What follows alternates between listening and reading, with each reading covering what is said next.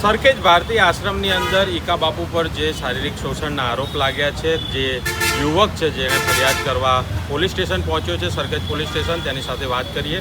શું થયું હતું એના વિશે વાત કરો. હું ભારતી આશ્રમ પીજીમાં રહું છું. ત્યાં પીજીના રૂમના જે આપણે મંદિરના જે સંત છે ઈકા બાપુ કરીને, એ ત્યાં આગળ છોકરાઓને રાત્રે અને બપોરે એના રૂમમાં અંદર બોલાવે છે. મને પોતાને પણ બોલાવ્યો હતો.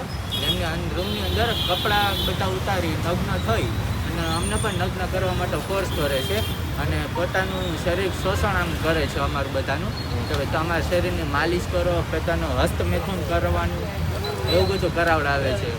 અને સાથે આમ નશો કરવા માટે પણ આમ ધમકી આપે છે અને બહાર ન કહેવા માટે ધમકી આપે છે કે ભાઈ તું બહાર કોઈના બધી વાતની જાણ કરીશ તો ભાઈ તારે અમારા કોન્ટેક્ટ બહુ ઊંચા છે, એમ તને અમે રાતોરાત ઉપાડેલી છે એવી ધમકી આપી અને અંદર ને અંદર અમને રાખે છે. કેટલા દિવસથી તમે ત્યાં પીજીમાં રહો છો અને આવું કેટલા દિવસ સતત ચાલ્યું? હું ત્યાં સમથિંગ મારે 20 દિવસ થયા છે અને મારી જોડે નહીં તો 7 થી 8 વાર આ વસ્તુ હમણાં કરેલી છે. કંઈ ધાક ધમકી આપવામાં આવી છે તમને? ધમકી આપવામાં આવે છે કે ભાઈ આપણે જે કંઈ અંદર થાય છે એ બધી વસ્તુ કંઈ બહાર ન જવી જોઈએ, તું એકલો નથી કે આ બધું કરે છે, તારી જેવા ઘણા છોકરા પીજીમાં રહે છે ને અમારી આવી બધી સેવાઓ કરે છે એમ બધા સંતોની. એટલે સેવા નામ આપવામાં આવ્યું છે શારીરિક શોષણ? સેવાનું નામ આપી અને શારીરિક શોષણ કરાવે છે અને પોતાના મોજશોખ કરાવે છે અમારી પાસે. બરાબર. અને ધમકી આપી દેશે ચોખ્ખી કે ભાઈ તમે જો બહાર કોઈને બધી વાતચીત કરશો તો તમને રાતોરાત ઉપાડી લેશો. અમારા એટલા કોન્ટેક્ટ છે મુકેશભાઈ પટેલને, એ કે તને નામ ન સાંભળ્યું તો તું એનું જાણી લેજે, એ બધી ધમકી આપી છે. બીજા મંદિરના ટ્રસ્ટી છે. બરાબર. અને બીજા કોઈ પછી તમને કોલ કર્યો હોય કે ધમકી આપી હોય આ બધી તમને જ્યારે સોશિયલ મીડિયામાં વાયરલ થયું બધું? મારામાં હજી ત્યાં ઈકા બાપુના અને મારામાં ફોન આવે જ છે સવારના ધમકી બાબતે, પણ હું કોલ રિસીવ નથી કરતો. તો જે કાંઈ કરીશ એ પોલીસની સાક્ષીમાં અને મીડિયાની સાક્ષીમાં જ બધું હાજર કરીશ. અચ્છા, તો અત્યારે તમે ફરિયાદ લખાવવા આવ્યા? અત્યારે હું ફરિયાદ લખાવવા આવ્યો છું અને મારી એટલી જ નમ્ર વિનંતી છે કે આ સનાતન ધર્મના નામ ઉપર આ લોકો જે કાંઈ કાંડ કરે છે એને પકડો અને આ બધા માણસોને સરખેજ આશ્રમમાંથી કાઢો. તો તમારા જેવા બીજા યુવકો હતા જેમનું શોષણ કરવામાં આવ્યું હતું કે તમે એક જ? ના, મારી જેવા બીજા યુવકો છે જેનું આવી રીતના શોષણ કરે છે, પણ એ બધા ધમકીના એને મૂંઝાઈ ગયેલા છે. હું પોતે મૂંઝાઈ ગયેલો હતો, પણ છેલ્લે મેં કંટાળીને આ એક ફેસલો લીધો છે ને એટલી હિંમત કરી છે કે આગળ જતાં બીજા કોઈ હારે આ વસ્તુ ન બનાવવું બને. તો અત્યારે તમે ક્યાં રહો છો? એટલે ત્યાં આગળ હજુ તમે ત્યાં સ્થાયી છો કે ત્યાં છોડી દીધો? ત્યાંથી તમે છોડી દેજો છો, કેમ કે ત્યાં હવે મારા જીવનું જોખમ છે અને મને ઓપન ધમકી આપેલી છે કે તને ગમે ત્યારે હું ઉપાડી લઈશું એમ. એટલે અત્યારે હું મારી સુરક્ષા માટે પોલીસ પાસે સુરક્ષા માંગવા જ આવ્યો છું. અત્યારે હું મારી સુરક્ષામાં છું. આપણે અત્યારે શું થયું? અત્યારે પોલીસ સ્ટેશનમાં શું કહેવામાં આવ્યું? એટલે પોલીસ સ્ટેશનમાંથી એને કહી છે એની પ્રત્યે બનતી પૂરી કોશિશ કરશે અને મને મારી સુરક્ષા આપશે કે ભાઈ મને કંઈ થાય નહીં અને એની જેવા પાખંડીઓને બને ત્યાં લગી સારી સજા મળે. તો આ પ્રકારે વારંવાર અનેક કિસ્સાઓ આવતા રહે છે શારીરિક શોષણ, જે અલગ અલગ જે સંતો આપણે જોઈ રહ્યા છે કે વારંવાર આ પ્રકારના અનેક ઉદાહરણો આપણા સામે આવી રહ્યા છે. યુવક હોય કે યુવતી હોય, આ પ્રકારના ચિત્રો સામે આવી રહ્યા છે. ભૂતકાળમાં પણ આપણા ત્યાં જ્યારે સંત પરંપરા હતી ત્યાં ઘણા બધા સંતો સાંસારિક જીવન જીવતા હતા અને ધર્મની રક્ષણ કરતા હતા, પરંતુ અત્યારે હાલ શારીરિક લાલસાની અંદર આ પ્રકારના યુવાનોનું શોષણ વારંવાર થતું જોવા મળી રહ્યું છે. ઘણી બધી વખત હોસ્ટેલ હોય કે પછી આશ્રમો હોય, તો શું ખરેખર ધર્મનું રક્ષણ કરનારા યુવાનોને રક્ષણ આપી શકશે કે એમનું શોષણ કરવા માટે જ એક ભેળિયાની જેમ, એક શિયાળની જેમ તૂટી પડ્યા છે?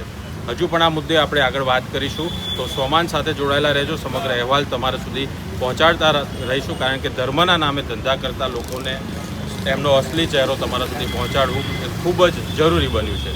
મને સાગર પટેલને રજા આપશો. નમસ્કાર.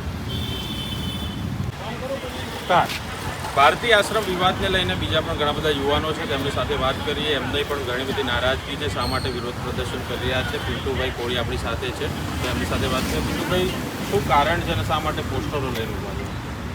થોડાક એટલે કે 2 દિવસ અગાઉ સોશિયલ મીડિયાની અંદર જે વિડીયો વાયરલ થયો છે કે ઈકા ભારતી બાપુને એક 25 વર્ષના યુવાનને હવસનો શિકાર બનાવ્યો, જેની અંદર ઈકા ભારતી બાપુ પોતે આમ નિવસ્ત્ર થઈ અને એક 25 વર્ષના યુવાનને પોતાનું જે લિંગ હોય તે આપી અને સૃષ્ટિ વિરોધનું કૃત્ય કરી રહ્યા છે. આ વિડીયો સોશિયલ મીડિયાની અંદર ખૂબ જ વાયરલ થયો અને આ વાતની અમારા શૈલેષભાઈને જાણ થતાં એમને તાત્કાલિક મને જાણ કરી અને અમે ડાયરેક્ટ જે વ્યક્તિ હતો એની સાથે ફોનથી ટેલિફોનિક વાત કરી અને આજે સરખેજ પોલીસ સ્ટેશનની અંદર ઇક્કા ભારતી વિરુદ્ધ અમે એફઆઈઆર દાખલ કરવા માટે મોટી સંખ્યાની અંદર સમર્થકો સાથે અમે આવ્યા છીએ. બરાબર. તો શું આગળની શું તમારી વિરોધ પ્રદર્શન રહેશે કે શું છે આગળનો કાર્યક્રમ? હવે આની અંદર વાત કરીએ તો જ્યાં તેના મહંત છે એનો પણ એક લેડીઝ સાથેનો વિડીયો વાયરલ થયો છે, જે હું તમને આ મીડિયા પછી હું તમને બતાવું એ પણ હું તમને આપું. એની અંદર એ છોકરી પણ એવું કહે છે કે મારું પણ શોષણ બાપુએ કરેલું છે. તો એ પછી આ ઇક્કો બાપુ આવ્યા, તો ઇક્કો બાપુએ પણ યુવાનોનું શોષણ કર્યું, લેડીઝનું શોષણ કરી અને ત્યારબાદ યુવાનોનું પણ શોષણ. આવું સૃષ્ટ વિરોધનું કૃત્ય જો એક ભગવાન અંગના પૂજારી કરતા હોય તો આ કેટલું યોગ્ય છે? અને મોદી સાહેબ વાતો કરે છે ધર્મની રક્ષા કરો, તો જે ધર્મના પૂજા કરે છે એ જ લોકો રાક્ષસી રૂપે યુવાનોનું પણ શોષણ કરે છે, યુવતીઓનું પણ શોષણ કરે છે. તો શું આની અંદર કાયદેસરની કાર્યવાહી ના થવી જોઈએ? ધર્મ બચાવો એની પણ વાત ચાલે છે, પણ આ ધર્મના નામે જે આવા ઢોંગી સાધુઓ, જે ઢોંગી બાપુઓ આવા કાર્ય કરે છે તો ખરેખર એમની ઉપર પણ કાયદેસરની કાર્યવાહી થવી જોઈએ. અન્યથા આ ધર્મ કોઈ કાળે બચવાનો નથી. આપણે ધર્મને બચાવવા માટે આપણા વડીલોએ માથા આપી દીધા છે, પરંતુ ખરેખર એ માથાને કલંકિત અત્યારે આવા ઇક્કા જેવા બાપુ કલંકિત કરે છે. અને ત્યારબાદ વાત કરીએ તો આ જે હવસનો શિકાર ઇક્કા બાપુ ઘણી વખત આનો સોશિયલ મીડિયાની અંદર પણ વિડીયો વાયરલ થયો છે અને હરિયાણાનો પણ વિડીયો વાયરલ થયો છે, જે યુવતી સાથેનો છે. યુવતી ખુલ્લેઆમ કહે છે કે મારું પણ હરિયાણા બાપુએ શોષણ કરેલું છે. આવું ઘણું બધું વાયરલ સોશિયલ મીડિયાની અંદર થયું છે.